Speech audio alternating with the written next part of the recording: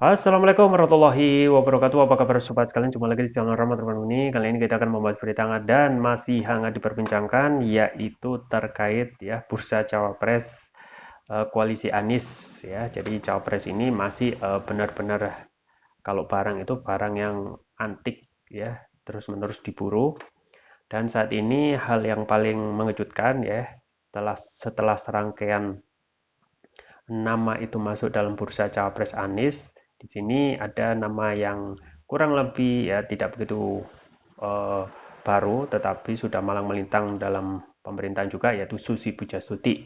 Ya, kalau apa namanya, kalau kita melihat track record rekam jejak Susi Pujastuti ini, maka bisa jadi gitu ya, ini masuk dalam kriteria Anies yang nol, yaitu yang tidak bermasalah dan berani. Nah, kalau Nasdem dan PKS memang tidak begitu mempermasalahkan cawapres gitu ya. Tetapi Demokrat ini yang terus-menerus mendesak dan kemungkinan bisa kabur kalau cawapresnya tidak sesuai dengan keinginan atau tidak sesuai, yaitu AHY. Ini menarik sesuai yang dilansir oleh liberty.suara.com. Nasdem dan PKS setuju Susi Pujiastuti jadi cawapres Anies. Demokrat ditawari gabung ke kubu PKB. Nah, lo ya.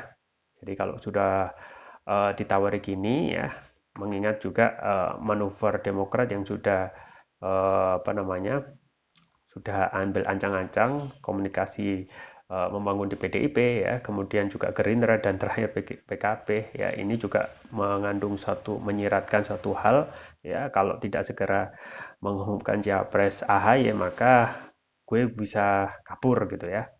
Langsung saja kita baca dan kita ulas ya. Sesuai dilansir oleh liberty.suara.com.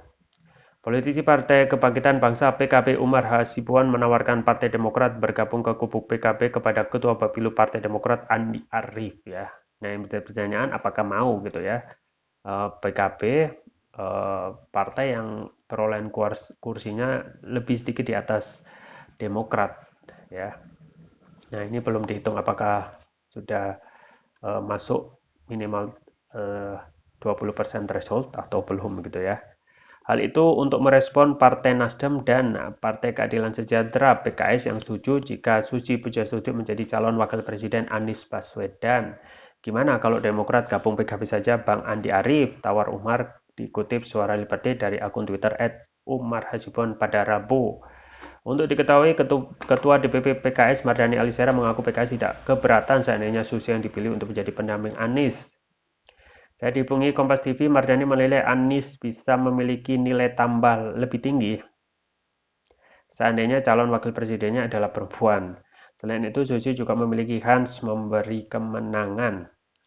Secara terpisah, Wakil Ketua Umum Partai Nasdem Ahmad Ali juga tidak keberatan jika Susi menjadi bakal calon wakil presiden Anies. Nah, ya, jadi keduanya sudah menyerahkan kepada Anies, tinggal Demokrat. Apakah Demokrat mau ataupun kalau mau, apakah masih semangat gitu kan?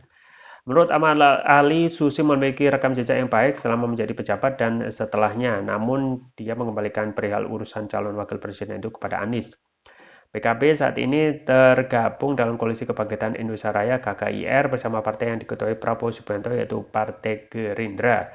Sementara itu sebelumnya Sekjen Partai Demokrat Jansen Sitindaun menegaskan bahwa Partai Demokrat solid dan konsisten di Koalisi Perubahan untuk Persatuan (KPP). Hal tersebut disampaikan Jansen melalui akun media sosialnya. Nah, ini kita bisa uji gitu ya, apakah tetap pada koalisi Anies atau tidak kabur setelah AHY tidak dijadikan cawapresnya Anies. Kami Demokrat solid dan konsisten di koalisi perubahan. Sebagaimana sering disampaikan ketum kami Mas AHY, kami tidak akan pernah menyerah untuk membawa koalisi perubahan ini berlayar. Jika pertemuan nanti terjadi, jangan dimaknai soal pilpres saja. Kalau musimnya sekarang itu dan seterusnya, ujar Johnson. Ya itu ya sobat sekalian terkait dengan konstelasi cawapres Anies yang masih terus-menerus menjadi perbincangan ya, apakah Anies akan menampilkan sosok yang mengejutkan untuk jadi cawapresnya atau Anies ya di sana cuma ya meningkatkan dukungan ya, karena kita ketahui di Bu Susi Pujiastuti mempunyai rekam jejak baik dalam pemerintahan dan sikap tegas dan nyalinya yang berani dalam hal memimpin itu ya mempunyai karismatik tersendiri, termasuk juga pendukungnya di Jawa Barat ya, termasuk juga di tempat tinggalnya yaitu di Pangandaran. Nah ini menarik gitu ya, setiap waktu nama-nama itu bermunculan dan yang permunculan itu ya tidak tanggung-tanggung ya, nama-nama yang mempunyai ya kapabilitas ya sesuai dengan kriteria yang Cawapres Anies sampaikan ya. Jadi 5 itu ya. Yang pertama yaitu kontribusi kemenangan, kemudian mempererat koalisi, mempunyai visi perubahan ya, mampu menjalankan pemerintahan, kelima mempunyai chemistry, yang 0 itu ya, tidak bermasalah dan berani ya. Nah, kalau dari hal apa namanya syarat 0 itu ya jelas terpenuhi ya, karena kita ketahui ya rekam jejak so far ya sejauh ini Susi bisa dibilang ya masih tidak begitu tidak bermasalah ya dalam hal pemerintahan. Makanya ya itu bisa dilihat ketika orang-orang yang tidak bermasalah dan tidak sesuai dengan keinginan istana biasanya tidak lama ya, sama seperti Anies ketika menjadi Menteri Pendidikan dalam konteks apa namanya kabinet pemerintahan Presiden Jokowi ya, tidak sesuai keinginan didepak. Begitu juga dengan Susi yang kemungkinan juga aksi-aksinya itu tidak disukai oleh para oligarki gitu ya, atau apa namanya oligarki yang akan terus-menerus mengeruk kekayaan laut. Nah,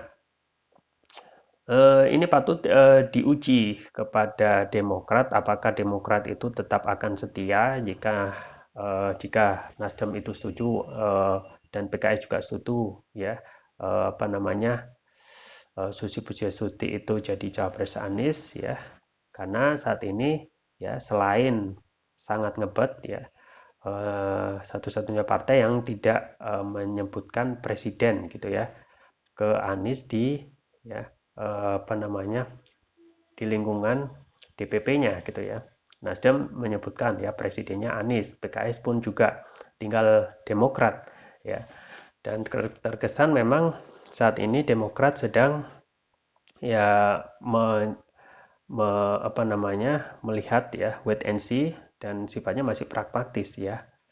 Apakah ketika nanti ya meskipun di depan ya menyerahkan semua keputusan cawapres itu kepada Anies, tetapi pada faktanya terus melakukan desakan-desakan untuk segera mengumumkan ya, bahkan setelah selesai haji pun ya terkesan untuk ya didesak ya dalam tanda kutip ditunggu-tunggu ya untuk mengumumkan siapa cawapres Anies. Nah ternyata memang setelah haji nama yang ditunggu-tunggu atau cawapres itu belum diumumkan, tidak sesuai dengan keinginan banyak pihak. Nah saat ini nama ya cawapres ya itu di koalisi Anies terus menjadi momok ya, terus menjadi perbincangan karena selama belum diumumkan itu akan menjadi suatu barang yang apa namanya terus-menerus menjadi desakan gitu ya, dan juga kemungkinan kalau tidak berhati-hati akan bisa membuat koalisi ini robek ya, tidak solid lagi. Padahal kalau kita melihat koalisi sebelah yaitu PDIP ya dengan apa namanya Ganjar sebagai capresnya itu tidak ribut masalah cawapres. Yang ada adalah saat ini bagaimana menaikkan dan mencari dukungan ya Ganjar yang saat ini hanya partai kecil yaitu P3 saja yang secara resmi memberikan dukungan kepada Ganjar, belum partai besar. Makanya ini akan menjadi pertaruhan untuk Partai Golkar yang saat ini sedang gonjang-ganjing di internalnya ya, karena ketua umumnya coba dicokok dengan tabungan kasus ya korupsi biasa gitu ya, ketika sudah tidak sesuai arah politiknya dengan kekuasaan, apakah Golkar itu akan bisa survive ya, ataukah nasib ketua umumnya yaitu Erlangga Hartarto akan serupa dengan ya Johnny G Plate dan Golkar bisa diambil alih oleh Luhut gitu ya. Kita tunggu saja. Nah, Susi Pujastuti dengan rekam jejak yang menarik gitu ya, karena dalam pemerintahannya ya sikapnya tegas itu yang saat ini dicari, karena apa namanya, negeri ini masih dalam kondisi yang tidak baik-baik saja, dari segi keberanian itu kurang ya dalam hal pemberantasan tindak pidana korupsi dan lain sebagainya. Nah, akankah Susi Pujastuti akan menjadi pertimbangan Anies untuk masuk dalam bursa cawapres, atau tetap ya pada, dan bagaimana ya sikap Demokrat yaitu AHY jika tidak dijadikan sebagai cawapres, itu akan terus-menerus ya menjadi tanda tanya ya, menjadi hal yang apa namanya patut dinanti oleh banyak pihak. Itu saja bisa saya sampaikan, semoga bermanfaat. Jangan lupa like, share, dan subscribe. Sampai jumpa lagi. Wassalamualaikum warahmatullahi wabarakatuh.